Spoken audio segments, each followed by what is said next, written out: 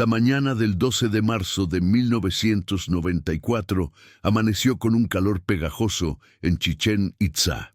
Los vendedores ambulantes ya organizaban sus puestos de artesanías junto a la entrada del sitio arqueológico, mientras los primeros autobuses turísticos comenzaban a llegar desde Cancún y Mérida. Entre la multitud de visitantes extranjeros destacaba un grupo pequeño de mexicanos, familias locales que aprovechaban las vacaciones de semestre para conocer las maravillas de su propio país. Carmen Reyes tenía 23 años y acababa de graduarse como maestra de educación primaria en la Universidad Autónoma de Yucatán. Había viajado ese fin de semana con 3 amigas de la facultad, Adriana, Sofía y Lucía.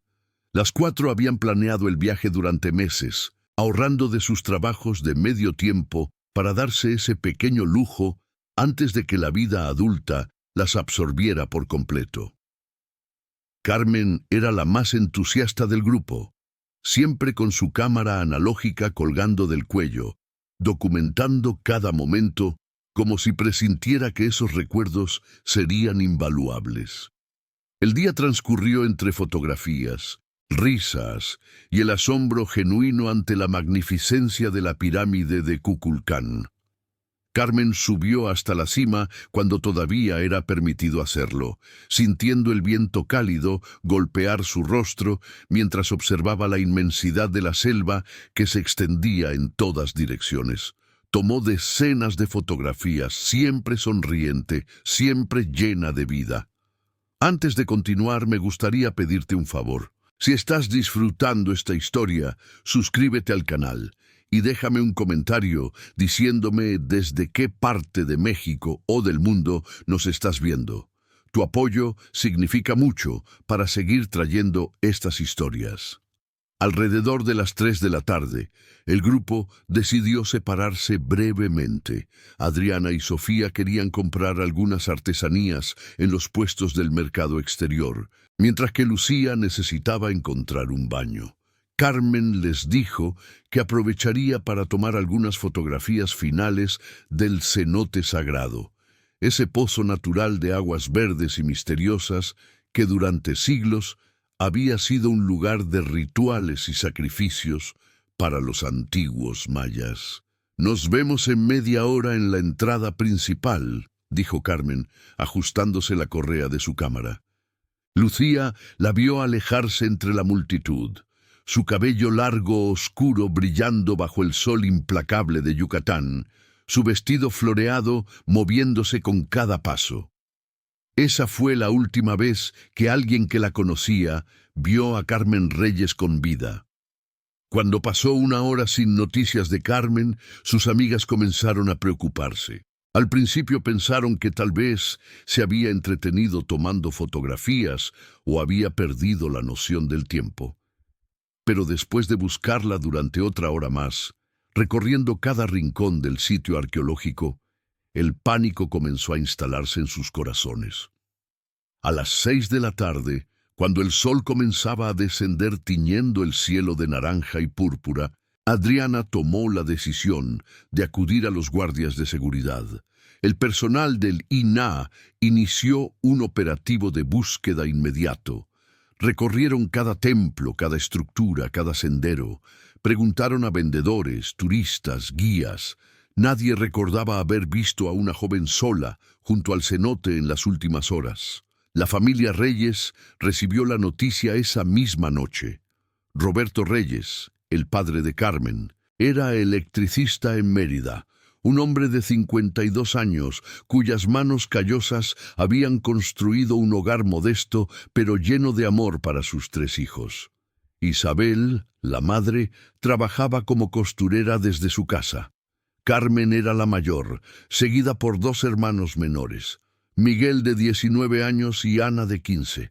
Roberto condujo como enloquecido desde Mérida hasta Chichén Itzá esa misma noche, con Isabel aferrándose al asiento del copiloto, rezando el rosario con dedos temblorosos.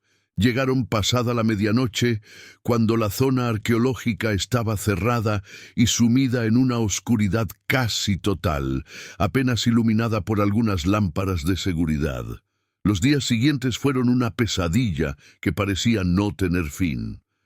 La Policía Estatal de Yucatán tomó el caso, pero con recursos limitados y cientos de hectáreas de selva para revisar, el progreso era dolorosamente lento. Instalaron un puesto de comando temporal, trajeron perros de búsqueda, interrogaron a decenas de personas. Las amigas de Carmen fueron entrevistadas exhaustivamente. Describieron su ropa: un vestido floreado de algodón con tonos azules y blancos, sandalias color café, una bolsa de tela bordada que había comprado en el mercado de Mérida. Llevaba su identificación, algo de dinero, su cámara analógica marca Olympus con medio rollo de película sin revelar. Los Reyes se instalaron en un pequeño hotel en Pisté, el pueblo más cercano a las ruinas. Cada mañana, Roberto se presentaba en la zona arqueológica, buscando cualquier pista que la policía pudiera haber pasado por alto. Isabel repartía volantes con la fotografía de Carmen entre los turistas que llegaban, con la esperanza desesperada de que alguien hubiera visto algo, cualquier cosa. Miguel, el hermano de Carmen, dejó sus estudios de ingeniería para ayudar en la búsqueda. Recorría los caminos vecinales, preguntaba en cada rancho, en cada comunidad maya de los alrededores. Ana, demasiado joven para procesar la magnitud de la tragedia, lloraba cada noche hasta quedarse dormida. Las teorías comenzaron a circular. Algunos decían que Carmen había podido caer al cenote, aunque los buzos que inspeccionaron sus profundidades no encontraron nada. Otros sugerían que había sido víctima de un secuestro, aunque no hubo petición de rescate. Estaban los que murmuraban sobre trata de personas, sobre turistas que desaparecían para nunca volver. La prensa local cubrió el caso durante semanas. Los periódicos de Mérida publicaban actualizaciones diarias y la televisión local transmitía entrevistas con la familia Reyes, con las amigas de Carmen, con los investigadores. Pero conforme pasaban las semanas sin avances, el interés público comenzó a desvanecerse, reemplazado por otras noticias, otras tragedias. Un mes después de la desaparición, un pescador encontró una sandalia color café flotando en un cenote abierto a unos 5 kilómetros de Chichén Itzá. Isabel la identificó inmediatamente como perteneciente a Carmen. Tenía una pequeña marca en la correa que ella misma había cosido para repararla. Esto reavivó las búsquedas en la zona de cenotes circundantes, pero no condujo a nada más. Era como si Carmen simplemente se hubiera evaporado en el aire caliente de Yucatán. Los Reyes nunca dejaron de buscar. Cada fin de semana durante meses, Roberto conducía de regreso a la zona, pegando nuevos carteles, haciendo nuevas preguntas. Isabel contactó a psíquicos, a curanderos mayas, a cualquiera que prometiera ayuda. Miguel escribió cartas a programas de televisión nacionales, logrando que el caso apareciera brevemente en un especial sobre personas desaparecidas. Pero los años pasaron sin respuestas. 1995, 1996, 1997. La vida, con su crueldad característica, continuó. Roberto seguía trabajando, aunque ya no con la misma energía. Isabel envejeció prematuramente, su cabello volviéndose gris antes de tiempo. Miguel eventualmente regresó a la universidad, pero cambió de carrera a criminología, motivado por la desaparición de su hermana. Ana desarrolló ansiedad crónica y miedo a los espacios abiertos. El cuarto de Carmen permaneció intacto durante años. Sus libros de pedagogía aún estaban apilados en el escritorio. Su uniforme de la universidad colgaba en el closet. Las fotografías que había tomado a lo largo de su vida, reveladas antes de ese fatídico viaje, cubrían las paredes. En una de ellas, Carmen posaba frente a la Catedral de Mérida, sonriendo ampliamente, llena de esperanza por el futuro que nunca llegaría. Para el año 2000, el caso de Carmen Reyes se había convertido en uno más de los miles de desapariciones sin resolver en México. Los archivos policiales acumulaban polvo en algún almacén de Mérida. Ocasionalmente, algún periodista joven redescubría la historia y escribía un artículo conmemorativo en el aniversario de su desaparición. Pero eso era todo. Roberto Reyes murió en 2008 de un infarto masivo. Los médicos dijeron que su corazón simplemente se había rendido, pero todos los que lo conocían sabían la verdad. Había muerto de tristeza, de la imposibilidad de aceptar que nunca sabría qué le había pasado a su hija mayor. En su funeral, Isabel colocó una fotografía de Carmen junto al ataúd. Padre e hija, reunidos al menos en imagen. Isabel siguió viviendo en la misma casa de Mérida, ahora acompañada solo por sus recuerdos y las visitas ocasionales de Miguel y Ana, quienes habían formado sus propias familias. Cada 12 de marzo, en el aniversario de la desaparición, Isabel encendía velas en el pequeño altar que había construido para Carmen en la sala. Ahí, rodeada de fotografías, flores de cempasúchil y recuerdos, hablaba con su hija como si todavía pudiera escucharla. Para 2024, 30 años después de la desaparición, ya casi nadie recordaba a Carmen Reyes. Los vendedores de artesanías en Chichén Itzá habían cambiado completamente. Los que trabajaban allí en 1994 ya se habían jubilado o habían fallecido. El personal del INAH había sido renovado múltiples veces. La zona arqueológica había implementado nuevas medidas de seguridad, cámaras, sistemas de monitoreo. Las cosas habían cambiado. Miguel Reyes, ahora un criminólogo de 50 años que trabajaba para la Fiscalía General del Estado de Yucatán, nunca había dejado de investigar discretamente el caso de su hermana. Cada vez que tenía tiempo libre, revisaba archivos viejos, buscaba conexiones con otros casos similares de la época. Se había convertido en una obsesión silenciosa que su esposa y sus 2 hijos aprendieron a tolerar. Ana, la hermana menor, se había convertido en trabajadora social, dedicando su vida a ayudar a familias de personas desaparecidas. Dirigía una pequeña organización sin fines de lucro en Mérida que ofrecía apoyo psicológico y asesoría legal. En su oficina, en un lugar prominente, colgaba una fotografía ampliada de Carmen. Cada persona que entraba buscando ayuda veía esa imagen, y Ana les contaba la historia de su hermana, recordándoles que no estaban solos en su dolor. Isabel Reyes tenía ahora 81 años. Su salud era frágil, su memoria comenzaba a fallar, pero había una cosa que jamás olvidaba: el rostro de Carmen, su risa, el sonido de sus pasos en la casa.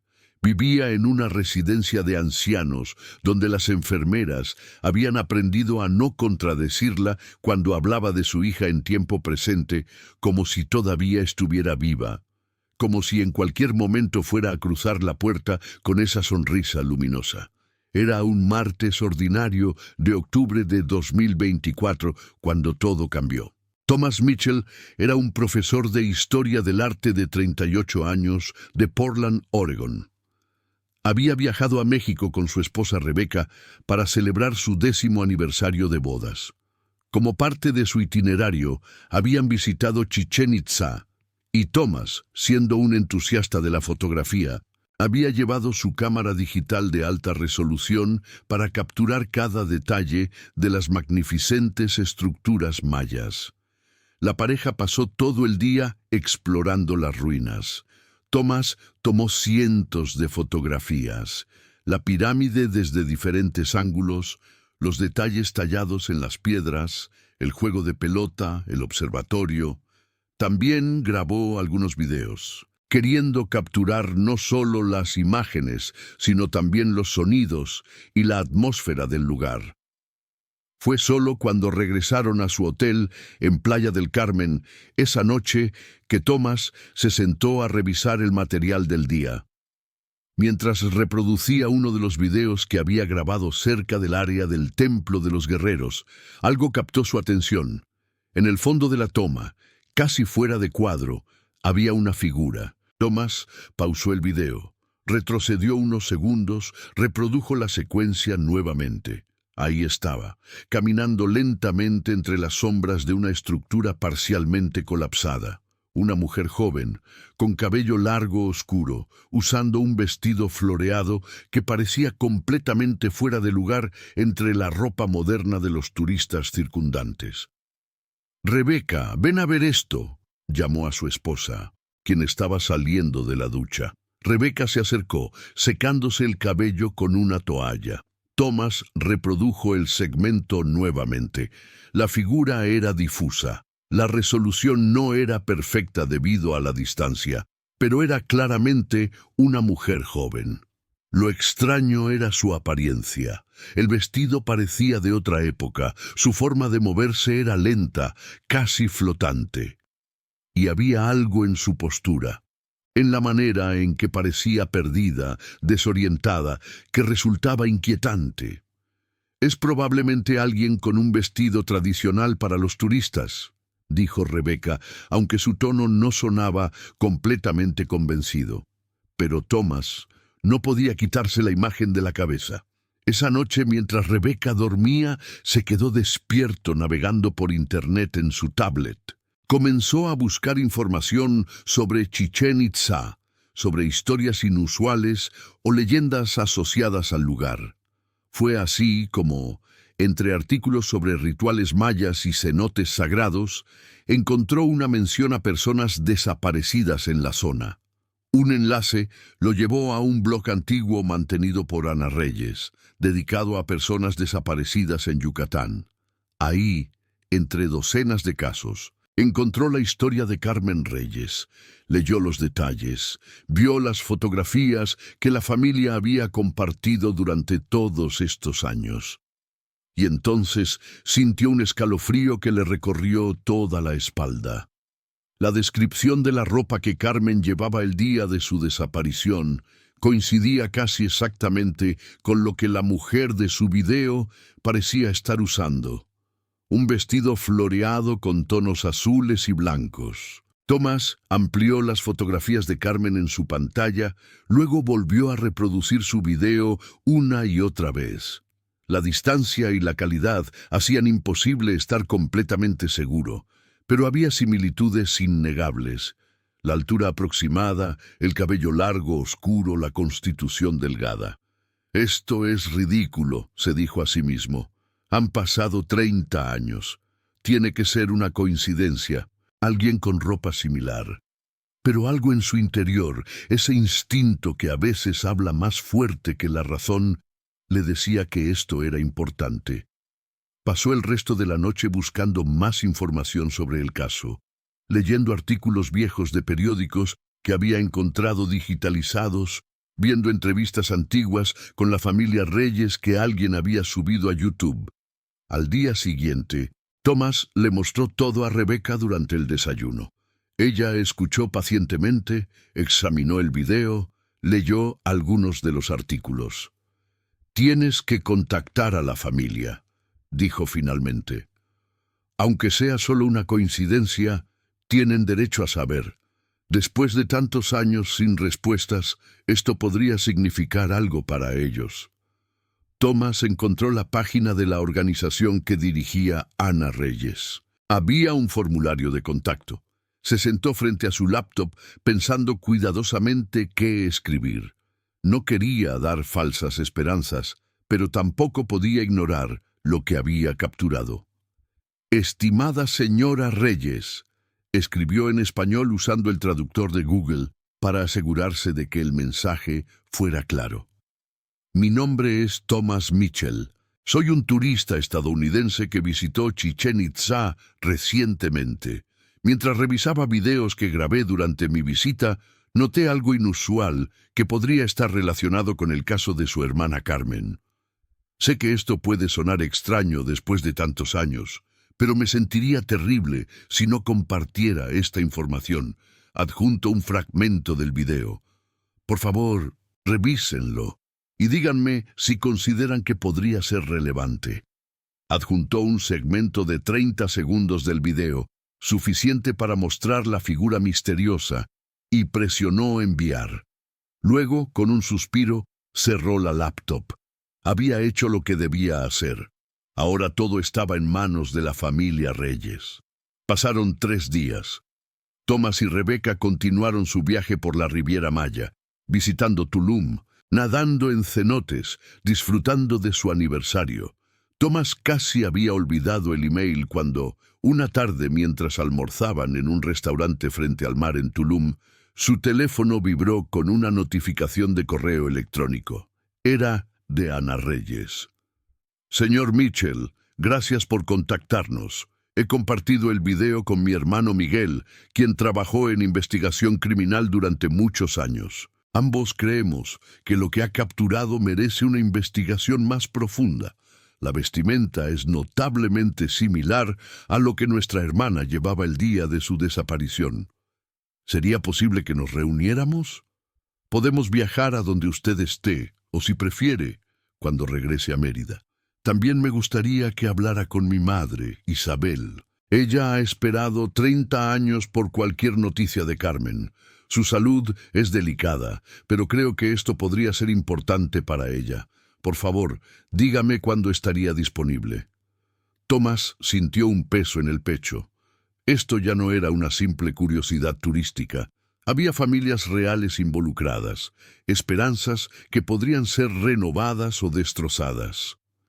«Podemos estar en Mérida en 2 días», respondió después de consultar brevemente con Rebecca. «Dígame dónde y cuándo, y ahí estaremos». 2 días después, Thomas y Rebecca se encontraban sentados en una pequeña oficina en Mérida, frente a Ana y Miguel Reyes. Ana era una mujer de 51 años, con el cabello cortado corto y entrecano, ojos oscuros que mostraban tanto fortaleza como una tristeza profunda. Miguel era mayor, su rostro marcado por años de trabajo en el sistema de justicia, pero había una intensidad en su mirada que hablaba de determinación inquebrantable. Thomas conectó su laptop y reprodujo el video completo, no solo el fragmento que había enviado. Ana se inclinó hacia adelante, sus ojos fijos en la pantalla. Cuando apareció la figura de la mujer, su mano voló a su boca. «Es ella», susurró. «Dios mío, es el vestido de Carmen». Miguel era más cauteloso. «La distancia hace difícil confirmar la identidad», dijo, aunque su voz temblaba levemente. «Pero la vestimenta. Es innegable que es muy similar. Mamá cosió ese vestido ella misma para Carmen como regalo de graduación. Recuerdo el patrón exacto de las flores». «¿Cómo es esto posible?», preguntó Rebecca. «Han pasado 30 años. Si esa es Carmen, tendría más de 50 años ahora». Un silencio incómodo llenó la habitación. Nadie tenía respuesta para eso. «Necesitamos ir a Chichén Itzá», dijo Miguel finalmente. «Necesitamos mostrarle esto a los administradores del sitio, revisar sus cámaras de seguridad del día en que usted grabó esto, señor Mitchell». Ana asintió. «Y tenemos que contarle a mamá. Ella ha vivido 30 años sin saber qué le pasó a Carmen. Merece saber que tal vez, solo tal vez, hay una nueva pista». Esa tarde fueron todos juntos a la residencia de ancianos donde vivía Isabel Reyes. La encontraron sentada en un sillón junto a la ventana de su habitación, mirando hacia un jardín pequeño donde crecían bugambilias púrpuras. Cuando vio entrar a sus 2 hijos juntos, algo inusual en un día de semana, su expresión mostró confusión seguida de preocupación. «¿Qué pasó? ¿Está todo bien?», preguntó con voz temblorosa. Ana se arrodilló junto a su madre, tomando sus manos arrugadas entre las suyas. «Mamá, hay algo que necesitamos mostrarte. Es sobre Carmen». Los ojos de Isabel, nublados por cataratas pero todavía expresivos, se llenaron inmediatamente de lágrimas. ¿La encontraron? Está. No sabemos, interrumpió Miguel suavemente, pero hay algo que queremos que veas. Configuraron la laptop en una mesita frente a Isabel. Thomas, sintiendo que este era un momento profundamente privado, consideró salir de la habitación, pero Ana le hizo un gesto para que se quedara. «Usted es parte de esto ahora», dijo simplemente. Reprodujeron el video. Isabel observó con intensidad, su cuerpo inclinándose hacia adelante a pesar de su fragilidad. Cuando la figura de la mujer apareció en pantalla, algo extraordinario sucedió. El rostro de Isabel se iluminó con un reconocimiento tan profundo, tan visceral, que no había duda de lo que estaba experimentando. «Es Carmen», dijo con una certeza absoluta que dejó sin aliento a todos en la habitación. «Es mi niña. Conozco la forma en que camina, conozco ese vestido, lo hice yo misma, es ella». «Mamá», comenzó Miguel, tratando de ser la voz de la razón, «no podemos estar seguros». «Es ella», repitió Isabel con más fuerza, sus ojos ahora brillando con algo que no habían mostrado en años, esperanza. «Está viva, mi Carmen está viva, y está allí, en ese lugar donde la perdimos». Las lágrimas corrían libremente por las mejillas de Ana. Miguel parecía estar luchando con sus propias emociones, su entrenamiento forense chocando con el deseo desesperado de creer. «Tengo que ir», declaró Isabel, intentando levantarse del sillón con manos temblorosas. «Tengo que ir a buscarla». «Mamá, no puedes viajar en tu condición», protestó Ana, aunque su propia determinación estaba claramente debilitándose ante la insistencia de su madre. «He esperado 30 años», dijo Isabel con una voz que de repente sonaba más fuerte, más joven. 30 años rogando por una señal, por cualquier cosa. Y ahora la tengo. No voy a quedarme aquí sentada mientras mi hija me espera». La determinación de Isabel era inquebrantable, y finalmente Miguel y Ana cedieron. Organizaron el viaje para 2 días después, dándoles tiempo para hacer los arreglos necesarios. Miguel contactó a sus antiguos colegas en la policía de Yucatán y en el INAH. Ana habló con el médico de Isabel para asegurarse de que el viaje no pusiera en peligro su salud. Thomas y Rebeca habían planeado regresar a Estados Unidos, pero después de ver la escena con Isabel, ambos supieron que no podían irse todavía. Habían iniciado esto y sentían la responsabilidad de verlo hasta el final.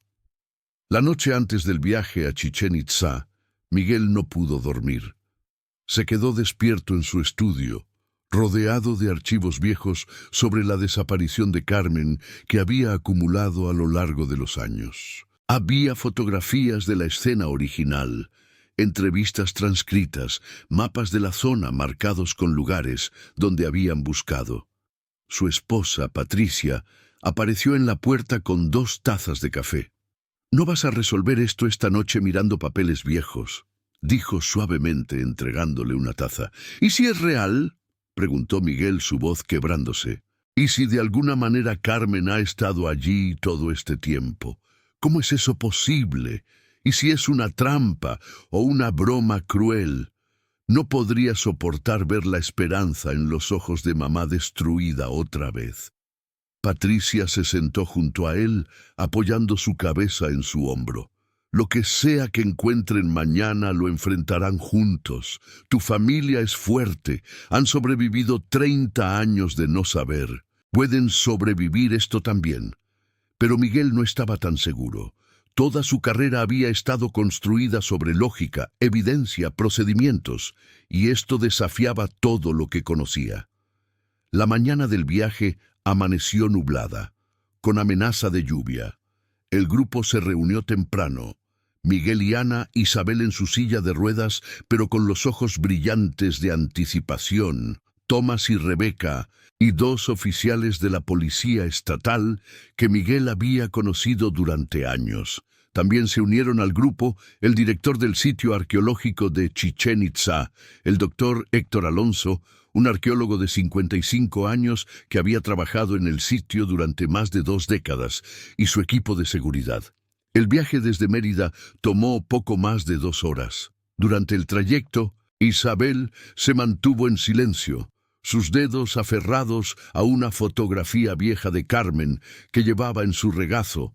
Era la última foto tomada de su hija días antes de su desaparición, mostrándola sonriendo ampliamente en el patio de su casa.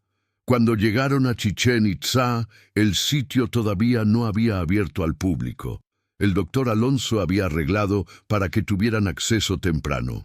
Las estructuras mayas se alzaban imponentes bajo el cielo gris, las piedras antiguas pareciendo absorber la luz tenue de la mañana. Thomas guió al grupo hacia el área donde había grabado el video. Sus manos temblaban ligeramente mientras sostenía su cámara, comparando los ángulos en la pantalla con el paisaje real frente a ellos. «Era aquí», dijo finalmente, señalando hacia el templo de los guerreros. La figura apareció caminando entre esas columnas. El doctor Alonso frunció el ceño. «Esa área está acordonada para visitantes. Tenemos señales claramente marcadas. Nadie debería estar caminando por ahí». «Sin embargo, alguien lo estaba», observó Miguel, su tono de investigador emergiendo. «Doctor Alonso, ¿tienen cámaras de seguridad cubriendo esta zona?» «Sí, instalamos un sistema completo hace 5 años. Déjenme contactar a mi equipo de seguridad para revisar las grabaciones del día en cuestión». Mientras el doctor Alonso hacía llamadas telefónicas, Isabel pidió ser llevada más cerca del área. Ana empujó la silla de ruedas por el sendero, acercándose tanto como las barreras de seguridad permitían. Isabel miraba fijamente hacia las columnas antiguas, como si pudiera ver a través del tiempo mismo. «Carmen», llamó suavemente, su voz quebrándose. «Carmen, mi amor, si estás aquí, si puedes oírme, quiero que sepas que nunca dejé de buscarte, nunca dejé de amarte». El viento sopló entre las ruinas, llevando consigo el olor a tierra mojada y piedra antigua. Por un momento, todos permanecieron en silencio, casi esperando algún tipo de respuesta.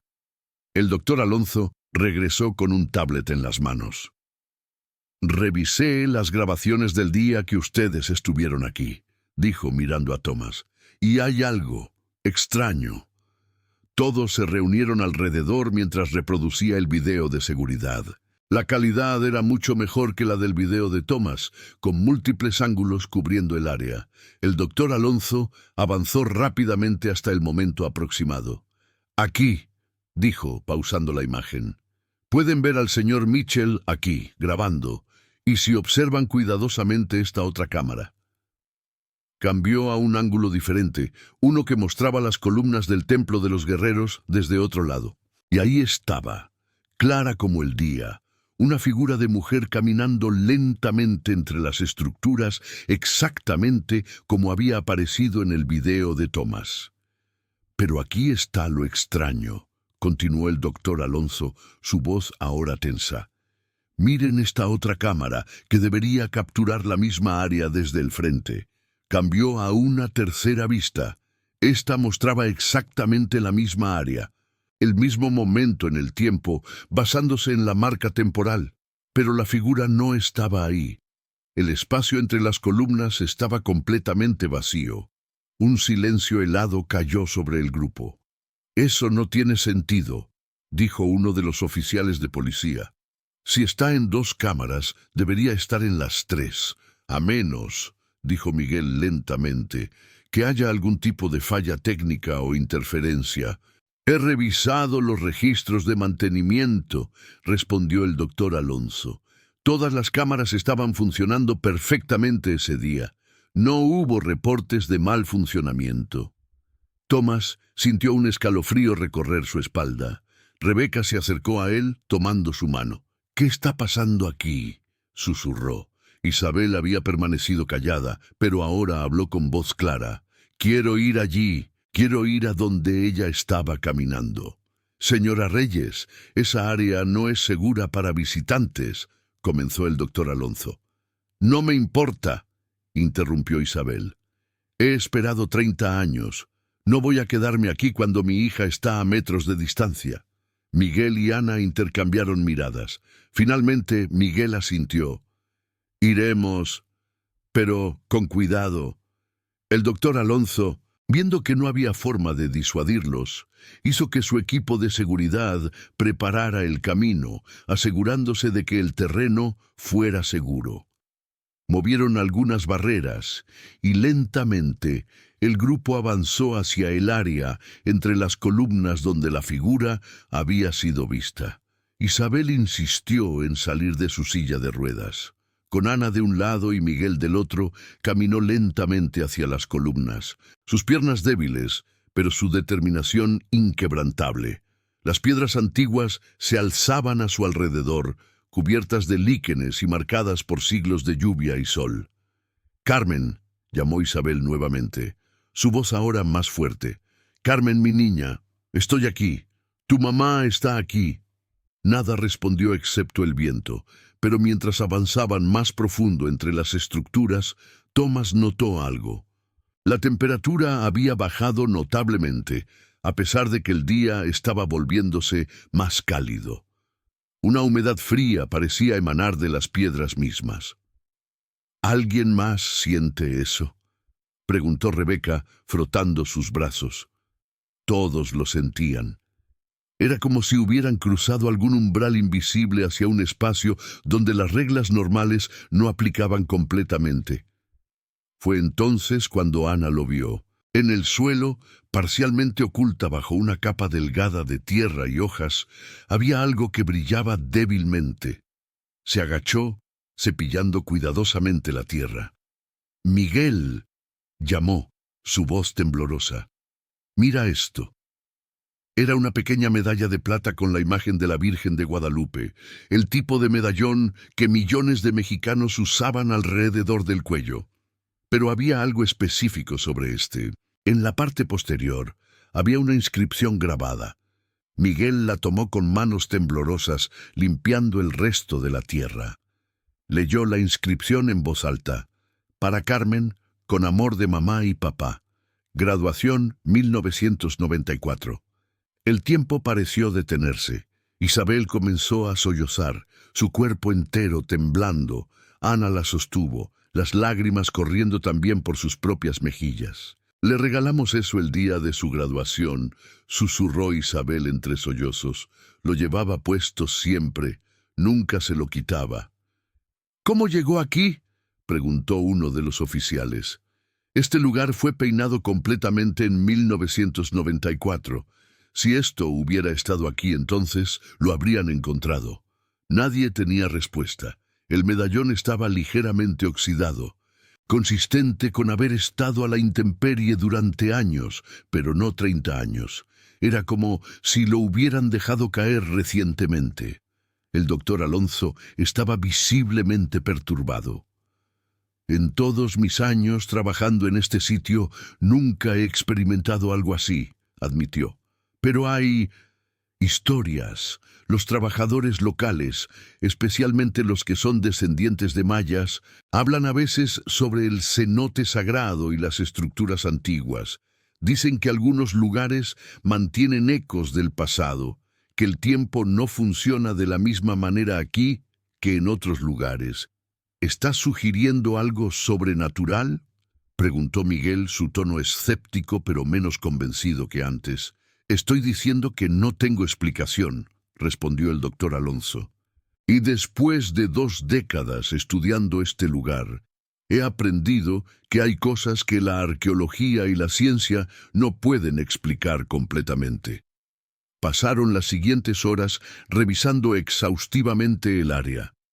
Encontraron la sandalia, la compañera de la que había sido encontrada 30 años atrás, enterrada a pocos metros de donde habían hallado el medallón. También encontraron restos de lo que parecía ser tela floreada, descolorida y desintegrada por el tiempo, pero con un patrón que Isabel identificó inmediatamente como el vestido que había hecho para Carmen. Cada descubrimiento era imposible y real al mismo tiempo. Los objetos estaban allí, tangibles, pero su presencia desafiaba toda lógica. Mientras el sol alcanzaba su cenit, decidieron tomar un descanso. Isabel estaba agotada, pero se negaba a irse. Se sentó en una banca de piedra cerca del área, el medallón de Carmen apretado en su mano. Tomás se sentó junto a ella, sintiendo la necesidad de decir algo, aunque no sabía qué. «Señora Reyes», comenzó finalmente, «siento haber traído todo esto.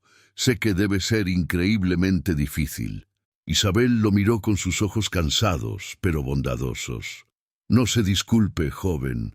Durante 30 años viví en un limbo terrible, sin saber si mi hija estaba viva o muerta, si estaba sufriendo o en paz. Esto», sostuvo el medallón, «al menos me dice que estuvo aquí, que en algún momento, de alguna manera, regresó a este lugar. Eso es más de lo que he tenido en 3 décadas». «¿Pero dónde está ahora?», preguntó Tomás suavemente. «No lo sé», admitió Isabel, «pero por primera vez en 30 años tengo algo nuevo que aferrar. No solo recuerdos y preguntas. Tengo evidencia de que ella estuvo aquí recientemente. Y eso significa que tal vez todavía hay esperanza». Miguel se acercó, habiendo terminado de hablar por teléfono. «He contactado a algunos colegas en la Ciudad de México. Quieren enviar un equipo especializado para investigar más a fondo. También hay algunos científicos que estudian fenómenos anómalos que están interesados en el caso». «Fenómenos anómalos», repitió Ana con una risa amarga. «Hace una semana habría pensado que eso era ridículo. Ahora no sabemos qué pensar», terminó Miguel. «Pero vamos a averiguarlo. De una forma u otra vamos a encontrar respuestas». El doctor Alonso se unió a ellos. «He ordenado que esta área específica sea cerrada hasta nuevo aviso. Instalaremos cámaras adicionales, sensores de movimiento, equipos de monitoreo térmico. Si hay alguna explicación física para lo que está sucediendo aquí, la encontraremos». Durante los días siguientes, Chichén Itzá se convirtió en el centro de una investigación sin precedentes. El equipo científico de la Ciudad de México llegó con equipo sofisticado. Realizaron escaneos electromagnéticos, mediciones de radiación de fondo, análisis del suelo. Los objetos encontrados, el medallón, la sandalia, los restos de tela, fueron enviados a laboratorios para análisis de datación y composición. Los resultados fueron desconcertantes. El medallón de plata mostraba signos de oxidación consistentes con exposición ambiental, pero no 30 años de exposición. Según los análisis metalúrgicos, había estado a la intemperie no más de 6 meses. La tela mostraba degradación, pero nuevamente no 3 décadas de degradación. Era como si estos objetos hubieran existido en algún estado suspendido y solo recientemente hubieran sido depositados en su ubicación actual. La historia comenzó a filtrarse a los medios. Primero fueron los periódicos locales de Yucatán, luego los nacionales. Pronto el caso de Carmen Reyes estaba en las noticias de todo México y más allá. Programas de televisión sobre misterios sin resolver dedicaron episodios completos al caso.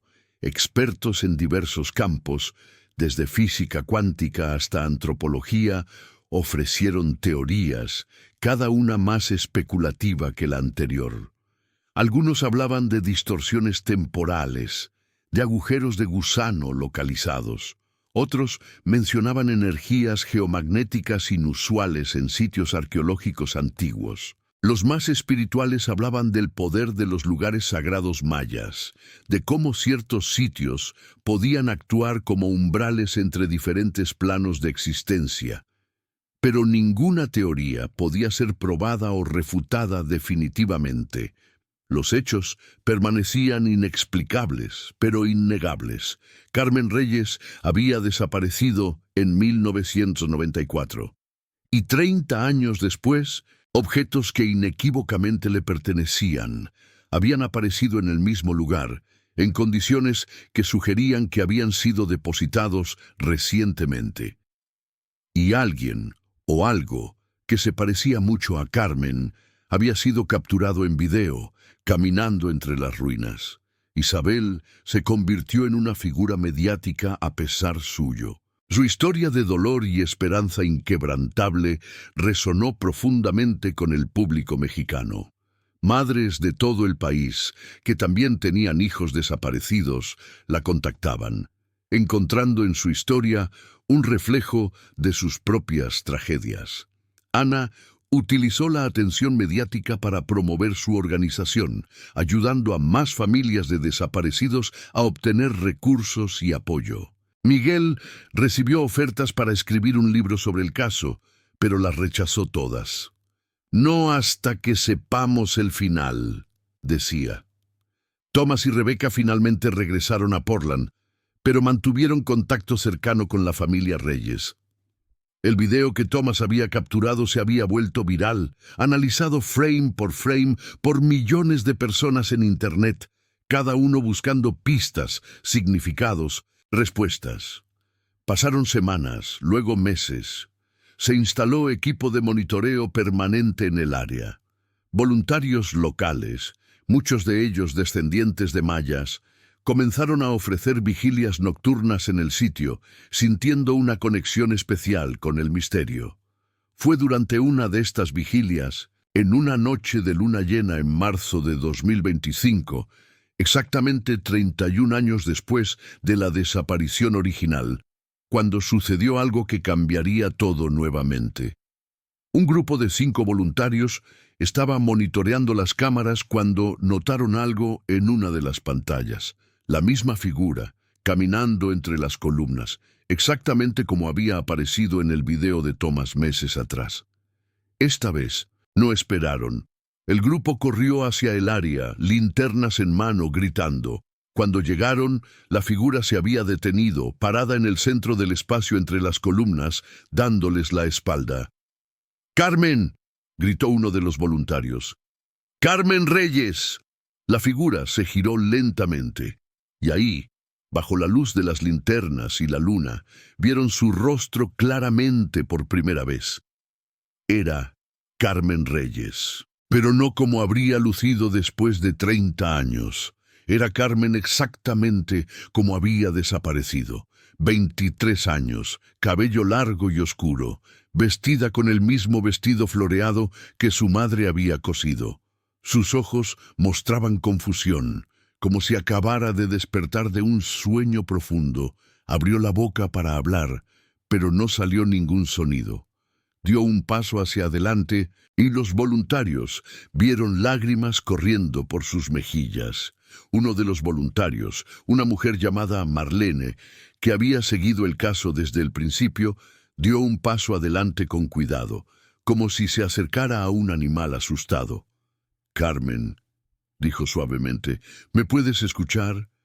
Tu familia te ha estado buscando. Tu mamá, Isabel, está esperándote. Miguel y Ana están esperándote». Carmen parpadeó, como si estuviera procesando las palabras a través de una niebla espesa. Abrió la boca nuevamente, y esta vez salió un susurro apenas audible. «Mamá». «Sí», dijo Marlene, ahora con lágrimas en sus propios ojos. «Tu mamá. Ella nunca dejó de buscarte. Ninguno de ellos lo hizo». Los otros voluntarios ya estaban haciendo llamadas frenéticas. En minutos, la noticia se había extendido. Carmen Reyes había aparecido. Miguel recibió la llamada mientras dormía. Al principio pensó que era una broma cruel, pero el pánico y la emoción en la voz del voluntario lo convenció de lo contrario. Despertó a Patricia, se vistió en segundos y condujo hacia Chichén Itzá a una velocidad que habría horrorizado a su yo policía. Ana recibió una llamada similar. Su primera reacción fue ir a buscar a su madre, pero los voluntarios le suplicaron que esperara. «No sabemos qué está pasando», dijeron. «Déjennos estabilizar la situación primero». Pero Isabel, con esa intuición que solo las madres poseen, se despertó en ese momento preciso en su residencia de ancianos. Le dijo a la enfermera de turno: «Algo ha pasado. Necesito ir a Chichén Itzá. Ahora». La enfermera, que había llegado a conocer bien a Isabel durante su estancia, vio algo en sus ojos que la convenció de no discutir. Llamó a Ana, quien ya estaba en camino. Mientras tanto, en las ruinas, Carmen permanecía parada entre las columnas, rodeada por los voluntarios que mantenían una distancia respetuosa. Parecía estar luchando con algo, su expresión cambiando entre confusión, miedo y reconocimiento. «¿Qué día es?», preguntó finalmente con voz clara, aunque teñida de angustia. «Es marzo de 2025», respondió Marlene suavemente. Carmen parpadeó. «¿Qué? No, eso no. Estaba aquí con mis amigas. Era marzo de 1994. Estábamos tomando fotos y luego... Su voz se apagó, su rostro mostrando el pánico de alguien tratando de agarrar recuerdos que se desvanecían como arena entre los dedos. «¿Qué recuerdas?», preguntó Marlene gentilmente. «Vine al cenote», dijo Carmen lentamente, su mano moviéndose hacia su frente como si le doliera. Quería tomar fotos. Había alguien allí, una mujer mayor. Me habló en maya, creo. No entendí todas las palabras, pero había algo en sus ojos.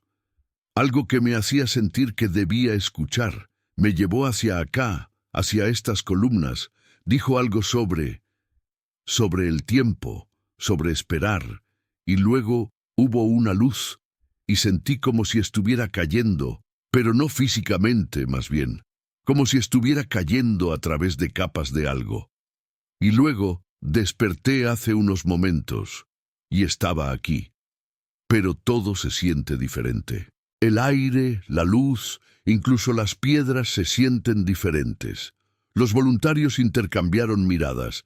Lo que Carmen estaba describiendo era imposible, pero ella estaba aquí, real y tangible, exactamente como había desaparecido 31 años atrás. Miguel llegó primero, su auto derrapando en el estacionamiento vacío. Corrió hacia el área acordonada, siendo detenido brevemente por el personal de seguridad hasta que lo reconocieron. Cuando vio a Carmen parada entre las columnas bajo la luz de las linternas, sus piernas casi cedieron bajo él. «Carmen», susurró, y luego más fuerte, «Carmen». Carmen giró hacia la voz. Por un momento, su rostro mostró confusión. Este hombre de 50 años no se parecía al hermano de 19 años que recordaba. Pero había algo en sus ojos, en la forma de su rostro bajo las arrugas y el tiempo, que despertó reconocimiento. «¿Miguel?», preguntó incrédulamente. «Pero tú eres más viejo», terminó Miguel, acercándose lentamente, sin querer asustarla. «Sí, porque han pasado 31 años, Carmen, para todos nosotros, pero para ti parece que no ha pasado tiempo en absoluto». Las lágrimas comenzaron a correr libremente por el rostro de Carmen. «No entiendo. ¿Cómo es esto posible? ¿Dónde está mamá? ¿Dónde está papá?». El corazón de Miguel se rompió al tener que decirle: «Papá murió hace 17 años. Su corazón. No pudo soportar perderte. Pero mamá está viva. Está en camino ahora. Ha esperado cada día desde que desapareciste».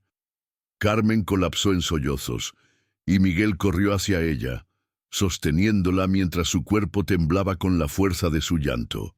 Era su hermana, exactamente como la recordaba, pero el mundo al que había regresado era uno que había seguido adelante sin ella. Ana llegó minutos después con Isabel. Cuando la silla de ruedas fue empujada hacia el área, Isabel vio a la figura entre las columnas sostenida por Miguel y supo inmediatamente: «Mi niña», susurró, intentando levantarse de la silla con todas sus fuerzas. «Mi Carmen». Carmen escuchó la voz de su madre y se separó de Miguel. Vio a la mujer anciana en la silla de ruedas. Vio el cabello completamente gris, las arrugas profundas, las manos temblorosas, pero vio algo más. Vio los mismos ojos que la habían mirado con amor toda su vida. «¿Mamá?», dijo, su voz quebrándose. Isabel extendió sus brazos y Carmen corrió hacia ella. Se arrodilló frente a la silla de ruedas y madre e hija se abrazaron por primera vez en 31 años. «Aunque para Carmen habían sido apenas momentos. Pensé que te había perdido para siempre», sollozaba Isabel, acariciando el cabello de Carmen, tocando su rostro como si necesitara confirmar que era real. 31 años, mi amor. 31 años te busqué. «Lo siento», lloraba Carmen. «Lo siento mucho, mamá. No sé qué pasó. No sé dónde estuve». «Estás aquí ahora», dijo Isabel firmemente. «Eso es lo único que importa. Estás aquí». Ana se unió al abrazo, lágrimas corriendo por su rostro. Miguel la rodeó con sus brazos, y por un momento, la familia Reyes estuvo completa nuevamente, aunque diferente, aunque imposible.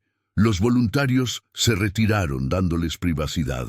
Algunos lloraban abiertamente, testigos de una reunión que desafiaba toda lógica, pero era profundamente, innegablemente humana. Las horas siguientes fueron un torbellino de actividad. Carmen fue llevada a un hospital en Mérida para exámenes médicos completos. Los doctores quedaron atónitos. Todos sus signos vitales eran consistentes con una mujer de 23 años, perfectamente saludable. No había signos de envejecimiento acelerado o retrasado. No había indicaciones de trauma físico, ninguna explicación médica para